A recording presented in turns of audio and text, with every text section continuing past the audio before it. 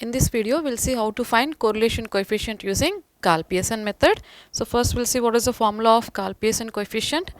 And correlation coefficient is denoted by Rxy and is given as covariance of xy by sigma x into sigma y, right? So sigma x and sigma y are standard deviations. So covariance of xy is given by 1 by n summation xy minus x bar y bar, and standard deviation sigma x is given by 1 by n summation x square minus x bar whole square, and sigma y is under root of 1 by n summation y square minus y bar whole square.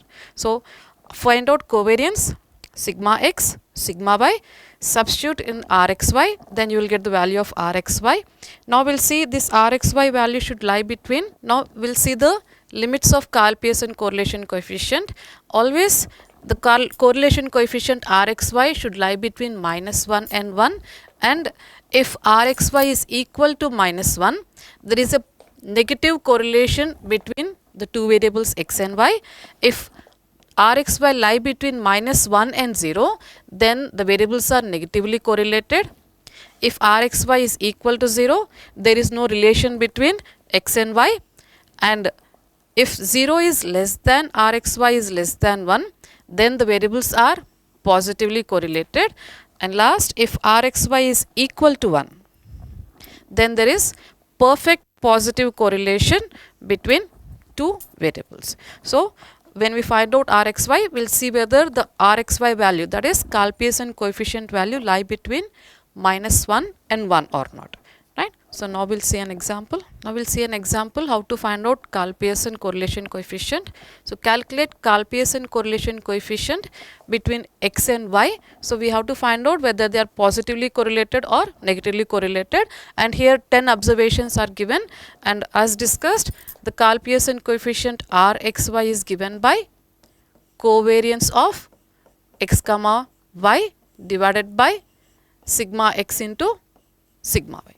So we will find out covariance sigma x sigma y, and already we have seen covariance of xy is given by 1 by n summation xy minus x bar y bar, and sigma x is given by 1 by n summation x square minus x bar whole square under root, and sigma y is given by 1 by n summation y square minus y bar whole square under root. Now what we will do, for these xy values we will find out summation of xy, we will find summation of xy, then we will find summation of x square, summation of y square, x bar, y bar, all needed we will find out, and then substitute in the formulas of covariance sigma x sigma y, then we will find out the correlation coefficient. Now for the xy values, given xy values are found out x square, y square and xy values. After finding the values, we will find out summation x, summation y, summation x square, summation y square, summation xy, then we will find out sigma x sigma y and covariance. So adding up all the values, so first we will write down n value. So we have seen that n value is equal to 10. 10 observations are there. So I will take n value as 10. Then adding up all the x values, summation x is given by 3, 5, 5, and summing all the y values, summation y is 3, 1, 3. Then we add up all x square values. So summation x square is given by 1, 2, 7, 6, 1, right. Then summing up all y square values, summation y square is equal to 9, 9, 9, 1. Then adding up all xy values, summation xy is given by 1, 1, 1, 8, 4. Right. So these are the summation values of x, y, x square, y square and xy. Now we will find out mean first. So x bar mean is given by summation x by n. So this is 3, 5, 5 divided by 10 is equal to 35.5. Similarly, y bar, which is given by summation y by n, which is 313 by 10 is equal to 31.3. So we got x bar, y bar and summation values. Now we will substitute in the formula and find out covariance sigma x, sigma y. Now first I will find out covariance.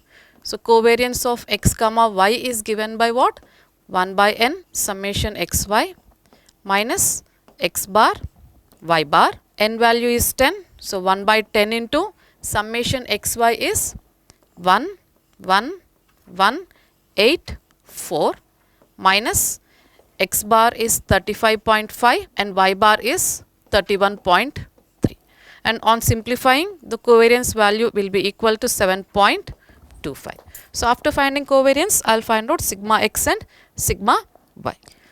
Now sigma x is equal to 1 by n summation x square minus x bar whole square under root.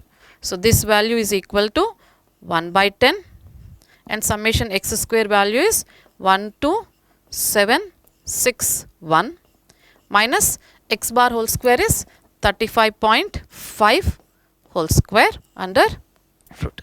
Now after finding the square root, the value of sigma x is equal to 3.981. Similarly, now I will find sigma y value. So sigma y is equal to 1 by n summation y square minus y bar whole square under square root. So now I will substitute the values. So this is equal to 1 by n is 1 by 10 summation y square is 9991 minus y bar whole square is 31.3 whole square under square root, right. On simplifying, we have the sigma value is 4.4056. So now covariance value is 7.25, sigma x is 3.981 and sigma y is 4.4056. Now I will find out Karl Pearson correlation coefficient R xy is equal to covariance of x comma y by sigma x into sigma y.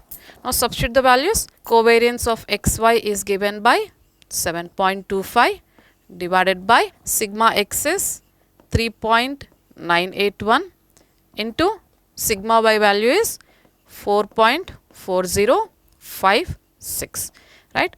On simplifying, here the value will be equal to 0.4133, right. So we have seen that if the value of rxy lie between 0 and 1, that is if 0 is less than rxy is less than 1, then x and y are positively correlated.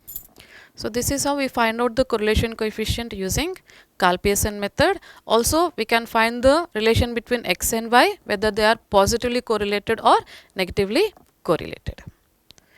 Thank you.